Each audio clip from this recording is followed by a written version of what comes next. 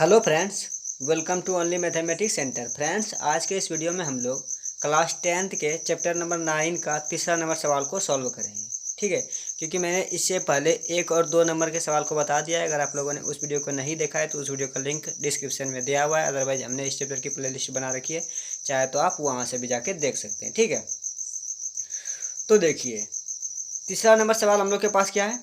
एक ठेकेदार बच्चों को खेलने के लिए एक पार्क में 2 फिसलन पट्टी लगाना चाहते है। ठीक है, 5 वर्ष से कम उम्र के बच्चों के लिए वह एक ऐसी फिसलन पट्टी लगाना चाहती है जिसका शिखर 1.5 मीटर की ऊंचाई पर हो और भूमि के साथ 30 डिग्री के कोण पर झुका हुआ हो, जबकि इससे अधिक उम्र के बच्चों के लिए वह 3 मीटर की ऊंचाई पर एक अधिक ढाल की फिसलन पट्टी लगाना चाहती है जो भूमि के साथ 60 डिग्री का कोण बनाती है।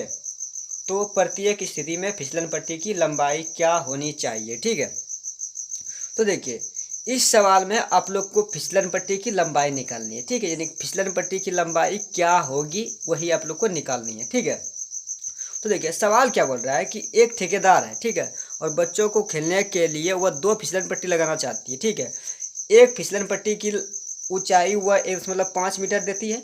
फिसलन पट्टी और भूमि के बीच का कोण 30 डिग्री है। ठीक है, जो ऊंचाई 1.5 मीटर है तो उसके साथ जो कोण बन रहा है वो 30 डिग्री का कोण बन रहा है। ठीक है, और दूसरे फिसलन पट्टी की ऊंचाई है 3 मीटर। ठीक है, और उसके साथ जो कोण बन रहा है वो 60 डिग्री का कोण बन रहा है। ठीक है, तो प्रत्येक स्थिति में फिसलन पट्टी की लंबाई हम लोग को निकालना है कि फिसलन पट्टी की लंबाई क्या होगी। ठीक है, तो देखिए आप लोग को सबसे पहले सवाल को ध्यान से पढ़ना है। ठीक है, अगर सवाल आप ध्यान से पढ़ के उसका आप फिगर बना लेते हैं तो आप इस चैप्टर के किसी भी सवाल को इजीली कर सकते हैं। ठीक है, अगर फिगर बना लेते हैं तो, क्योंकि इस चैप्टर में फिगर बनाना ही महत्वपूर्ण काम है।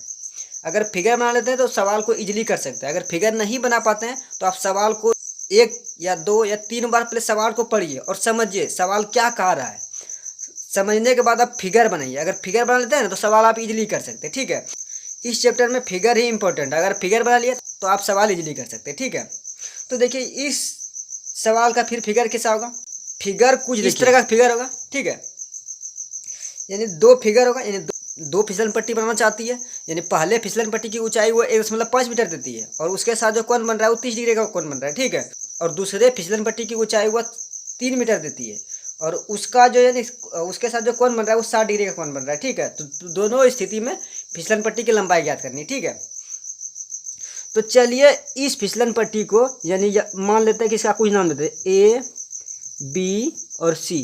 ठीक है, और इसका नाम देते हैं पी, क्यू और आर। ठीक है, यानी ये जो कोण बना रहा है यहाँ 60 डिग्री का बना रहे हैं। ठीक है, और इसकी ऊंचाई 3 मीटर है, यानी ये फिसलन पट्टी है, इसकी ऊंचाई है और ये लंबाई है। ठीक है, और ये भूमि है। ठीक, और इसके साथ जो कोण बन रहा है वो 30 डिग्री का कोण बन रहा है और इसकी ऊंचाई 1.5 मीटर है। ठीक है, यानी 1.5 मीटर इसकी ऊंचाई है। ठीक, अब दोनों परिस्थिति में दोनों की लंबाई ज्ञात करनी है, दोनों फिसलन पट्टी की लंबाई ज्ञात करनी है। ठीक है, तो देखिए ये फिगर कुछ राइट एंगल ट्रायंगल की तरह बन रहा है। ठीक, तो राइट एंगल ट्रायंगल में क्या क्या होता है।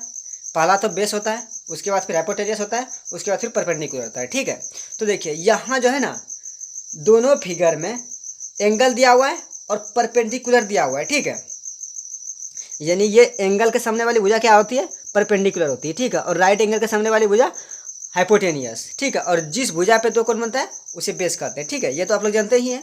तो देखिए ये हमारा क्या आ जाएगा, परपेंडिकुलर और ये हाइपोटेनियस हो जाएगा। ठीक है, और ठीक उसी तरह इस फिगर में भी ये हो जाएगा परपेंडिकुलर और ये हो जाएगा हाइपोटेनियस। ठीक है, तो देखिए दोनों फिगर में हम लोग को दोनों फिसलन पट्टी में हम लोग का क्या निकालना है, हाइपोटेनियस। इट मीन्स फिसलन पट्टी की लंबाई। अगर हाइपोटेनस निकाल लिया ना तो वही हो जाएगा फिसलन पट्टी की लंबाई, क्योंकि यही ना है फिसलन, इसी पे ना फिसलते हैं हम लोग, यानी इसी पे ना फिसलते हैं।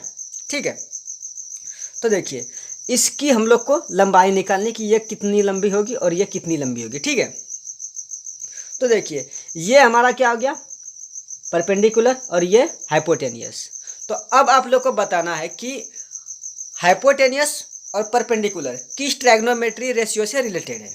ठीक है, तो आप लोग कहिएगा कि साइन और कोसेक से रिलेटेड है, ठीक है, यानी हाइपोटेनियस और परपेंडिकुलर साइन और कोसेक से रिलेटेड है, ठीक। तो देखिए आप इस सवाल को साइन से भी चल के बना सकते हैं और कोसेक से भी चल के बना सकते हैं, ठीक है। तो आपकी इच्छा, आप जिससे भी बनाना चाहते हैं तो बना सकते हैं, ठीक है। लेकिन यहाँ मैं आप लोगों को साइन से चल के बताऊंगा, ठीक है। तो देखिए जैसे हम लोग पहले यानी 5 से कम उम्र के बच्चों के लिए बना रहे हैं त्रिभुज ट्रायंगल ABC में, ठीक है, ट्रायंगल ABC में, तो साइन थीटा बराबर क्या आता है फॉर्मूला, P/H होता है, ठीक है। तो देखिए यहाँ थीटा के बदले में कितना दिया है, थीटा बराबर 30 डिग्री दिया गया है, ठीक है। और परपेंडिकुलर इट मीन्स P कितना है 1.5, ठीक। H हम लोग को निकालना है, इट मीन्स AC निकालना है, तो AC लिख देंगे। अब यहाँ देखिए साइन 30 डिग्री है, ठीक है। तो साइन 30 डिग्री का मान क्या होता है 1/2 होता है, ठीक है, इज इक्वल टू 1.5/AC, ठीक है। यहाँ तो हो गया। अब इस जगह आप लोग क्या करना है कि क्रॉस मल्टीप्लिकेशन कर देना, ठीक है, यानी करने का मतलब इसका गुना इसके साथ और इसका गुना इसके साथ, ठीक है। तो देखिए जब इसका गुना इसके साथ कीजिएगा यानी इसका गुना इसके साथ कीजिएगा, तो यानी AC हो जाएगा इज इक्वल टू 2 गुना 1.5, ठीक है। तो AC बराबर कितना निकल जाएगा 15×2 = 30 यानी 3.0, इट मीन्स AC बराबर कितना निकल गया 3 और मीटर, ठीक है।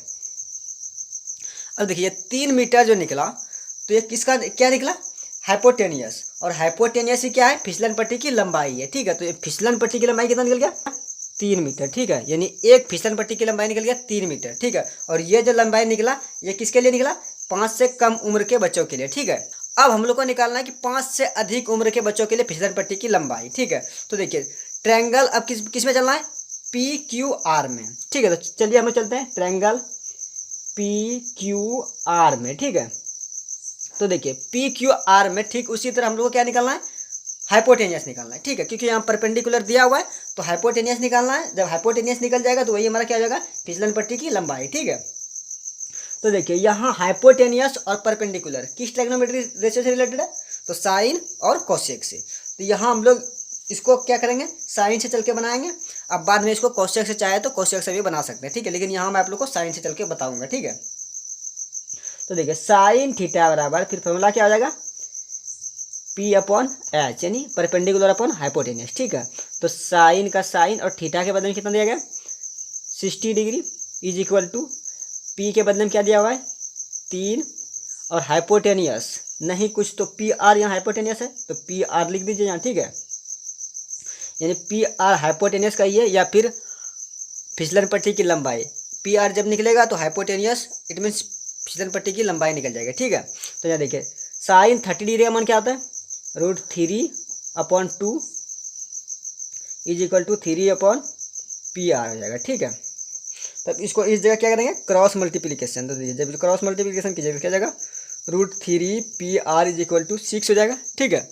6 का आने का मतलब इसको इस तरह भी लिख सकते हैं 2 × 3, ठीक है। तो PR बराबर क्या हो जाएगा 2 × 3 बटे √3, ठीक है। तो PR बराबर 2 × √3 × √3 बटा √3 हो जाएगा, ठीक है। क्योंकि देखिए क्या हम लोग 3 को इस तरह लिख सकते हैं √3 × √3, क्योंकि देखिए जब √3 × √3 करेंगे तो पुनः हमारा 3 प्राप्त हो जाएगा, ठीक है। तो हम लोग 3 को √3 × √3 के रूप में भी लिख सकते हैं, ठीक है। तो अब यहाँ देखिए 1 √3 से 1 √3 कट जाएगा, ठीक है। तो PR बराबर कितना निकल गया 2√3 निकल गया, ठीक है। तो देखिए PR निकला 2√3, तो PR हमारा क्या है फिसलन पट्टी की लंबाई है, ठीक है। तो यहाँ फिसलन पट्टी की लंबाई कितना निकल गया 2√3 मीटर है गया, ठीक है। तो देखिए ये जो फिसलन पट्टी की लंबाई निकला तो ये 5 से अधिक उम्र के बच्चों के लिए है, ठीक है। और ये जो फिसलन पट्टी की लंबाई निकला ये 5 से कम उम्र के बच्चों के लिए फिसलन पट्टी की लंबाई निकला, ठीक है। तो चलिए मैं उम्मीद करता हूँ कि आपको ये चीज़ समझ में आ गया होगा। अगर आपको ये वीडियो पसंद आया तो इस वीडियो को लाइक करें और साथ में ऐसे ही वीडियो पाने के लिए चैनल को सब्सक्राइब भी कर लें।